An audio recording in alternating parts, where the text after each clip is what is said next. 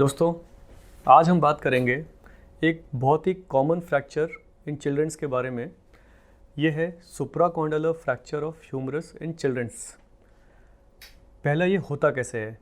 Usually fall on outstretched hand, यानी कि आपका एल्बो खुला है एंड इसके ऊपर गिरने की वजह से ये एक वीक पॉइंट होती है एंड ये टूट जाती है। दूसरा, कोहनी के बल गिरने से भी हो जाती है एंड कई बार आप जैसे दौड़ भाग रहे हैं एंड अचानक से आप किसी भी पैटर्न में गिरें तो ये एक वीक एरिया होने की वजह से ये टूट सकती है। सुप्राकॉन्डलर ह्यूमरस होता कौन सा एरिया है?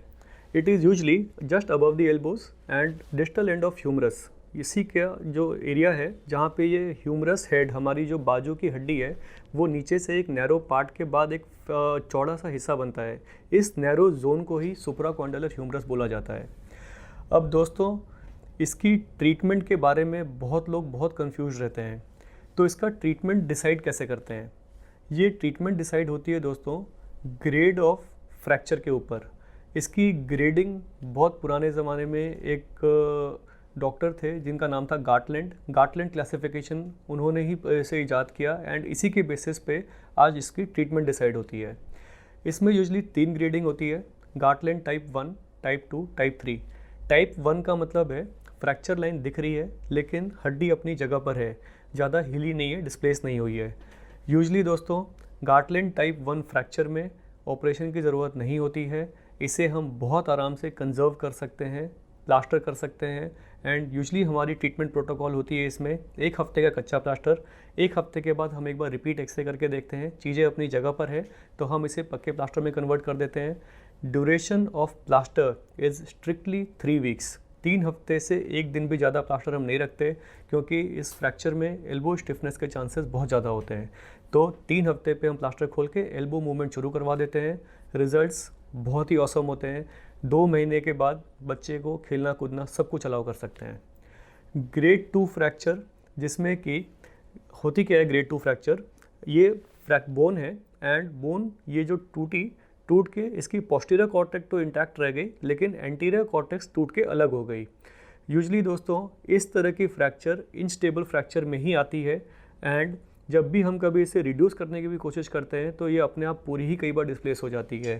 तो एक ट्रायल देते हैं हम इसमें कि क्लोज रिडक्शन करके अगर ये अपनी जगह आ जाती है और रह जाती है तो इसमें हम प्लास्टर ट्रीट कर सकते हैं, लेकिन अगर ये अपनी जगह रिड्यूस नहीं होती है तो इसमें close reduction and percutaneous pinning का रोल आता है।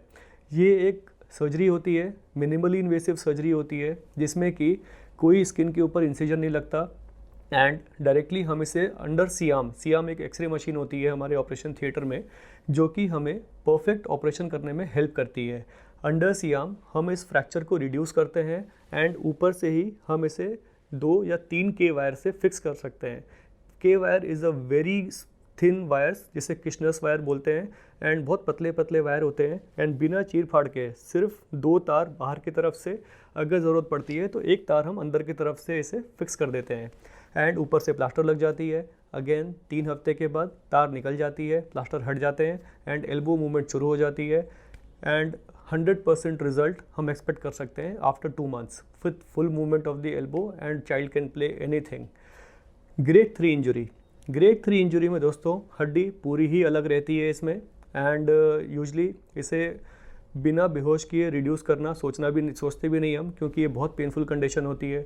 कई बार इसके साथ associated arteries and nerve injury भी होती है जो हम असेस करते हैं डे 1 पे एंड चीज़ों को असेस करने के बाद इसमें ऑपरेट की ही सिचुएशन आती है क्योंकि ये अपनी जगह बैठती ही नहीं। तो इसमें ऑपरेशन में अगेन एक इम्पॉर्टेंट पॉइंट, कोई चीरफाड़ नहीं होती।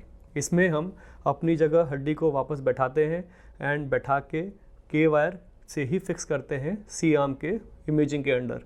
अब इसमें दोस्तों अगर मान लेते हैं हमने बच्चे को जैसे बेहोश किया, बेहोश करने के बाद हम रिड्यूस कर रहे हैं, रिड्यूस करने के बाद हमारे पास 100% एक्सेप्टेंस आ गया, हमने के वायर से फिक्स कर दिया। कई बार ऐसा होता है कि बीच में मांसपेशियां आ जाती हैं जो इसको रिड्यूस होने नहीं देती।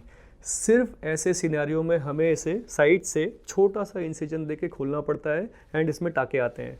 अदरवाइज 99% चांसेस होते हैं कि इसमें खोलने की ज़रूरत पड़ती ही नहीं एंड वापस अपनी जगह हड्डी आ जाती है एंड हम 2 या 3 के वायर से फिक्स करके सेम 3 हफ्ते के बाद हम के वायर निकाल देते हैं एंड एल्बो मूवमेंट शुरू करवा देते हैं and result after 2 months is awesome. बच्चे खेलने फिरने सब कुछ रखते हैं and without any deformity, without any complication चीज़ें ठीक हो जाती हैं। इसकी एक अहम चीज़ कहाँ आती है, अगर डे 1 इस तरह की इंजरी अच्छे से टैकल नहीं की गई तो बहुत सारी कॉम्प्लिकेशन होने की संभावना रहती है, जैसे कि थोड़ा सा हाथ टेढ़ा जुड़ जाना, थोड़ा सा हाथ अंदर की तरफ टेढ़ा जुड़ जाना, एक नर्व होती है यहाँ पे अल्नर नर्व, इसकी इम्पिंजमेंट होना एंड आगे चल के बच्चों में हाथों में थोड़ी सी टिंगलिंग नमनेस होना and delayed union, malunion, union सब इसके कॉम्प्लिकेशन है अगर ये फ्रैक्चर डे 1 अच्छे से ट्रीट नहीं की गई तो दोस्तों अगर ऐसी कोई इंजरी होती है, this can be tackled very well without any incision, without any form of cut in the body. Just उसमें बच्चे को बेहोश करके, रिड्यूस करके और तार डल जाए, सबसे अच्छा ट्रीटमेंट होता है। ग्रेड 1 इंजरी में वो भी ज़रूरत नहीं होती। धन्यवाद दोस्तों। Do like, share and subscribe and press the bell icon. Thank you.